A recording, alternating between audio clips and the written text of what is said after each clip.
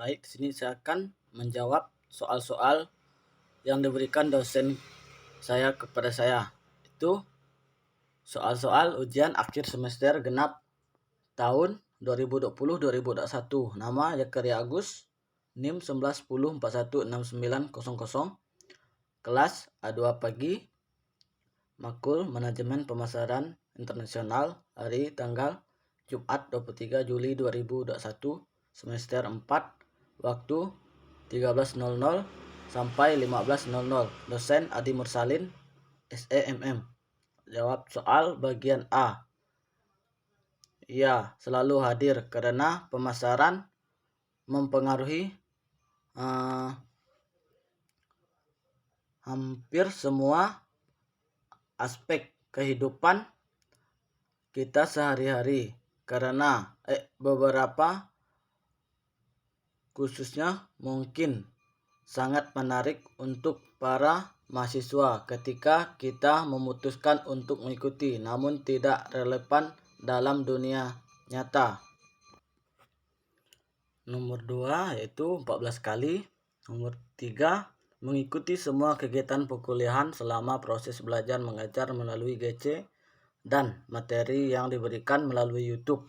Manfaat yang didapatkan selama mengikuti perkuliahan manajemen pemasaran internasional: mendapatkan semua materi dengan baik, tapi untuk penyampaiannya materi kurang efektif karena tidak secara langsung penyampaiannya ilmu yang bermanfaat.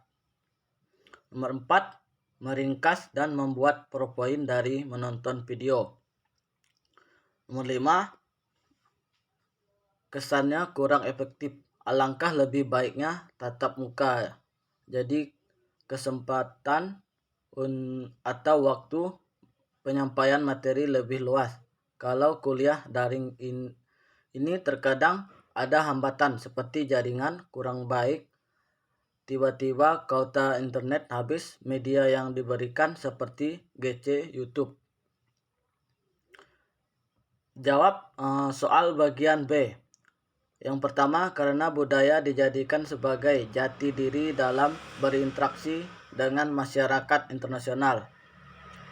Jawaban yang kedua, nomor 2, yang A, manfaat pengetahuan dan teknologi. Jika suatu negara mengandalkan dan memanfaatkan ilmu pengetahuan dan teknologi yang baik, tentu akan memperbanyak jumlah produksi barang atau jasa dengan mutu dan kualitas jauh lebih baik dibandingkan negara lainnya. Terus yang ke B, ketersediaan sumber daya alam yang berbeda.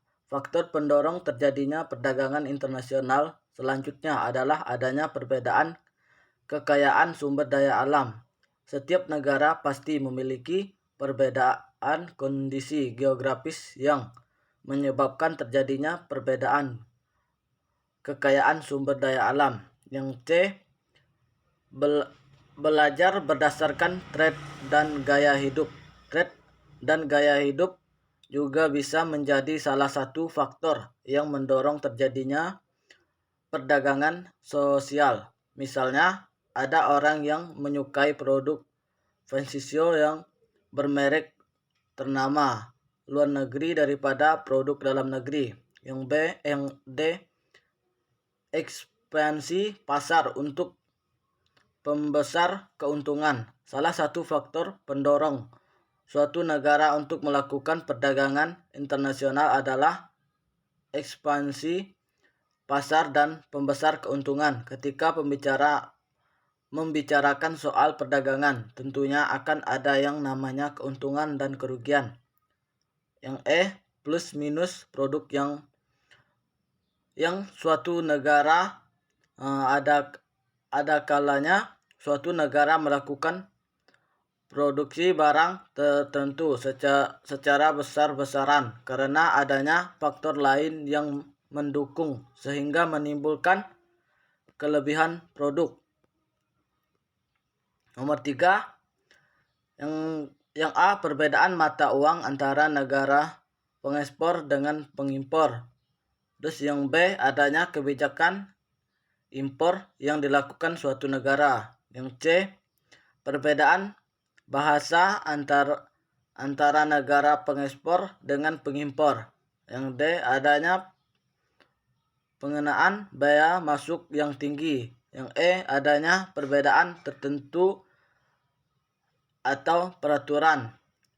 4. Segmentasi pasar adalah proses memecah pasar total ke dalam kelompok pelanggan relatif homogen dalam hal kebutuhan dan keinginan serta dalam menanggapi bauran pemasaran perusahaan. Perusahaan perlu melakukan segmentasi pasar karena sejumlah alasan. Pertama adalah segmentasi pemasaran membuat pemasaran lebih mudah. Dalam arti segmentasi memungkinkan bisnis untuk memenuhi kebutuhan kelompok pelanggan yang lebih kecil yang memiliki karakteristik yang sama. Jawaban soal bagian C. Video A. Pemasaran internasional vs pemasaran global. Pada umumnya istilah internasional dalam global mengandung pengertian yang sama dan sering dipertukarkan satu dengan yang lainnya. Dan bahkan bagi para akademisi, kedua istilah tersebut sama artinya.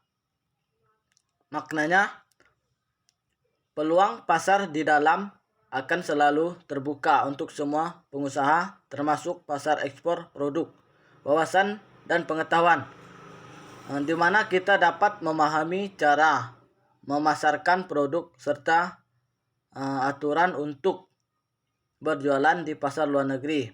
Video B.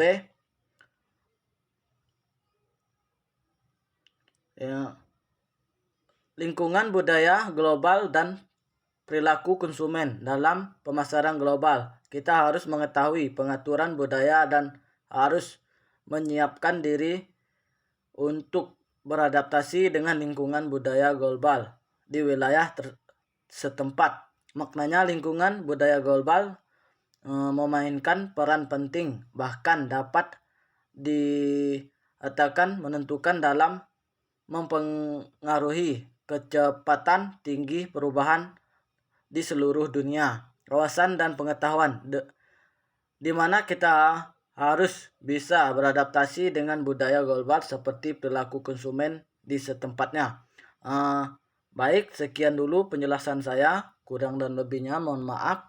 Sekian dan terima kasih.